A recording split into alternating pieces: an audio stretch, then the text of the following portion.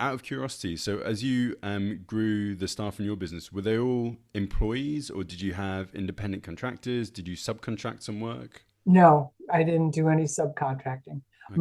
Most contracts that I was involved with did not allow for subcontracting. You Okay. had to have your own employees. Yeah. They felt you had better control over what the employees did Yeah. because in the States, the regulations are very difficult for subcontractors. Okay. They're very, very tight. Okay. There are a lot of rules, and it's easy to not be aware of all the rules and to break those. But the subcontractors, you generally don't have as much control over the training, wearing of your uniforms, Mm. all the kinds of things that a business who hires you wants to know about. Yeah. They want to know how you train your people, and they want to know that people are going to show up in a uniform and not scrubby old clothes that they just threw on to go clean.